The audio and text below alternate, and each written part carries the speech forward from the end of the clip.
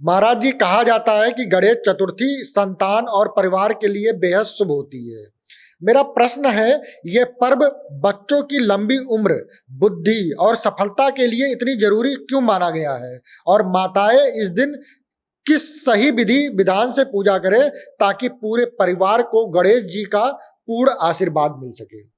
गणेश चतुर्थी का जो व्रत है वो बड़ा मंगलमय और शुभ माना जाता है। इसका कारण है भगवान गणेश का स्वभाव।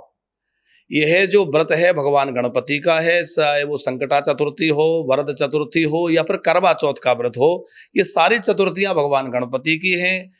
गणपति जी जो है वो चतुर्थी के ही दिन प्रकट हुए हैं। गणपति का जो स्वभाव है ये बाल स्वभाव की तरह है। जैसे हम देखते हैं कि गणेश जी एक बालक के रूप में ही हम लोग पूजते हैं, तो जैसे बालक का स्वभाव बड़ा भोला होता है, थोड़ा सा आपने कुछ दे दिया तो प्रसन्न हो जाता है, उसी प्रकार भगवान गणेश बड़ी जल्दी प्रसन्न होते हैं।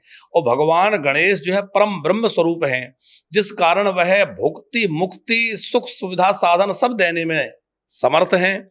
यदि भगवान गणपति की आराधना की जाए तो घर में रिद्धि, सिद्धि, धन, वैभव आदि तो गणेश जी देते ही हैं।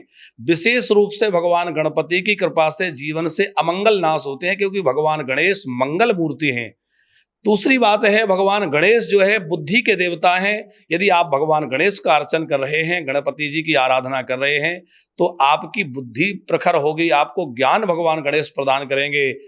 बच्चे घर में यदि पढ़ाई करने वाले हैं और आप गणेश जी की उपासना कर रहे हैं, तो भगवान गणेश उन बालकों की बुद्धि तीक्ष्ण करेंगे, तीव्र बनाएंगे, जिससे हमारे बच्चों की परीक्षा परिणाम अच्छे आएंगे।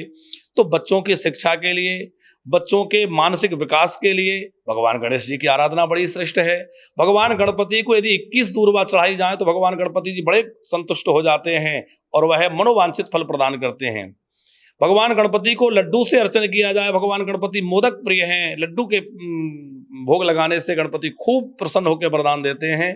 तो आपके बच्चों की शिक्षा, उनका मानसिक विकास, बुद्धि का विकास गणेश जी खूब करते हैं। तो गणपति की आराधना से आपके बच्चे सन्मार्ग पर चलने वाले होंगे, उनकी बौद्धिक स्थिर अच्छा होगा, उनकी परीक्षा परिणाम अच्छे आएंगे और भगवान गणपति की कृपा से घर के सारे अमंगल दूर होंगे। भगवान गणपति रिद्धि और सिद्धि प्रदान करेंगे, भगवान गणपति घर में मंगल करेंगे। आने वाले इस गणेश पर्व में आप खूब गणपति जी को अपने घर में विराजमान करिए, घर घर में गणेश जी की उपासना हो, भगवान गणेश जी को दूर्वा, लड्डू आदि से अर्चन करें। और मिट्टी के गणपति तो घर में विराजमान करते ही हैं। श्वेत आर्क के गणपति की पूजन की बड़ी महिमा है।